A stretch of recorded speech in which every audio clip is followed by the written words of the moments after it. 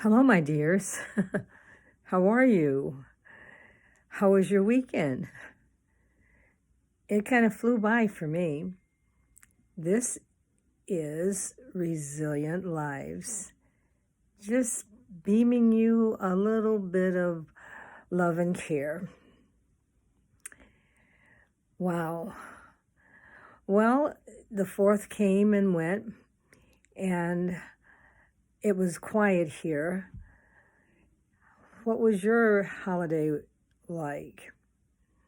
It just seems like there has been so much that has happened over the last several months that my 4th wasn't like a regular 4th. We were still observing the protocol and careful as we ease out. And, with all of the deaths and all of the crazy things that are going on, it just seemed a little bit sad, but we were happy to be here. How was yours? Well, I did take that pause plunge, and that pause was really has been a topic that I've just been giving some thought to, because when you pause, you take the time to just be, not really think. The thinking comes, it's almost like you're listening and you're enjoying and you're savoring the moment. It's almost like mindfulness. You're staying in this moment.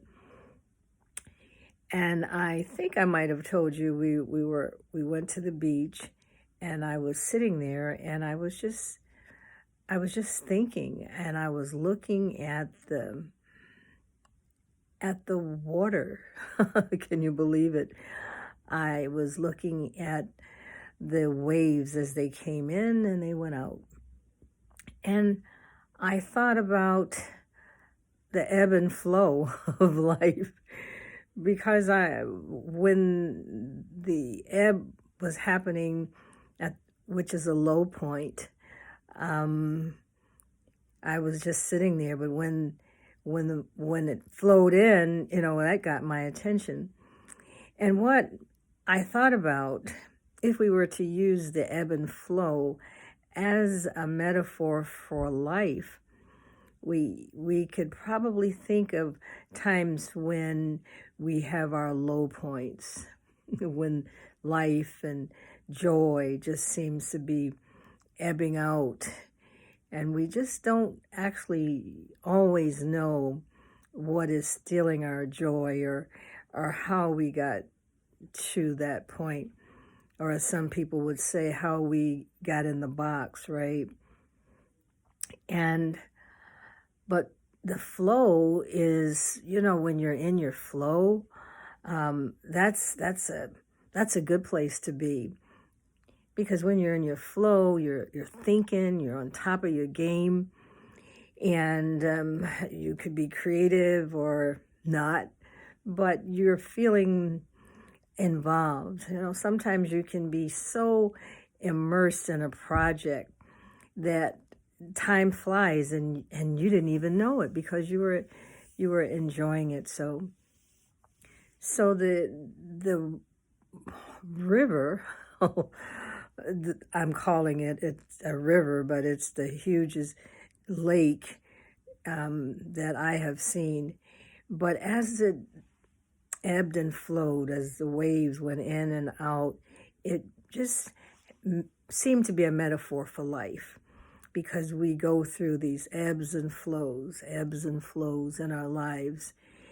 And that's sort of what we've been talking about when we talk about ups and downs and obstacles and flipping it, because with the rhythm of life and the ebb and flow, it doesn't stop. It continues. The waves come in, the waves go out.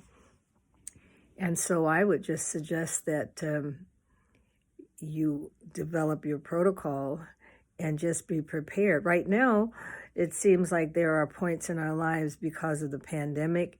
We don't know where it is. And I know going to a different place, I was always concerned, is it safe to touch the railing? Is it safe? I don't know where this coronavirus is. I don't know, is it safe to be with my people who've been quarantined so that we could be together? So there's so many questions that comes when you're trying to ease back, somewhat back into a new world. So I just wanted to check on you and give you this little nugget, especially about the pausing. Just pausing and listening and being in that place was very relaxing and calming, but it caused me to think. To think, am I enjoying this? What am I doing here? And so hopefully you're having a chance to come back and settle in after the weekend. Some of you probably had several days off. And so now it's time to maybe get back into your routine. Well, I just want to wish you love, let you know that we're back. And we were able to maintain a flexible time because we took all of the I should, I can't. I took a lot of words out of my vocabulary. I decided not to use I can't do this, and just was free to deal with this pausing, because it's wonderful to kind of give yourself a moment to savor life, however you want to do it. What are you thinking that you would like to do? You always have time, but we just have to set aside the time. And so I've been working on it.